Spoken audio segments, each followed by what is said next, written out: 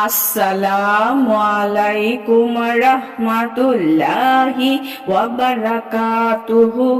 সুপ্রিয় সম্মানিত দর্শক ও শ্রোতা, আশা করি মহান রব্বুল আলামিনের দয়ায় আপনারা সকলেই ভালো আছেন।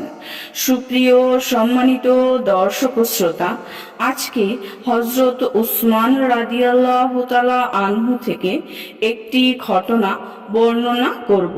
ঘটনার শিরোনাম হচ্ছে উসমান রাদিয়াল্লাহু আনহুকে হত্যার ষড়যন্ত্র।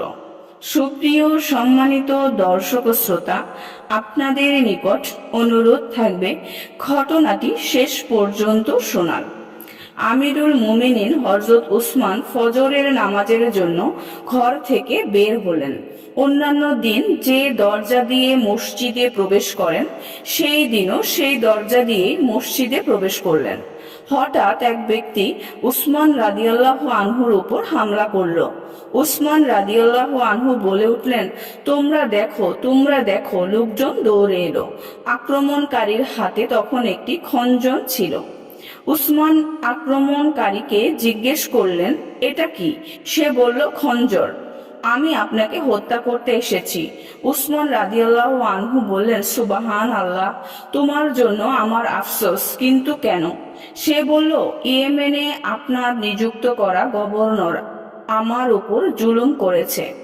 উসমান রাদিয়াল্লাহু আনহু বললেন, তাহলে তুমি কি আমার কাছে এর বিচার চাইতে পারতে না? যদি আমি এর উত্তম বিচার না করতাম, তাহলে তুমি একটা সিদ্ধান্ত নিতে পারতে। আপনারা কি বলেন? উসমান রাদিয়াল্লাহু আনহু উপস্থিত লোকদেরকে বললেন। লোকেরা বলল, আমিরুল মুমিনিন, এ হলো শত্রু, আল্লাহ তাআলা তাকে আপনার হাতে ধরিয়ে দিয়েছেন। উসমান রাদিয়াল্লাহু আনহু বললেন, না, বরং সে একটি গুনাহ করতে চেয়েছিল। আল্লাহ তাআলা আমার দ্বারা সেই গুনাহ থেকে তাকে বাঁচিয়ে দিলেন।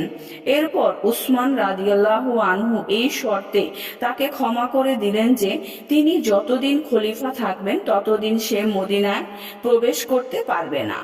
সুপ্রিয় সম্মানিত দর্শক ও শ্রোতা, আজকের ঘটনাটি এই পর্যন্তই।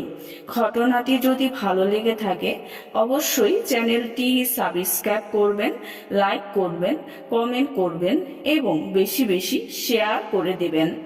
সবাই ভালো থাকবেন। আল্লাহ হাফেজ।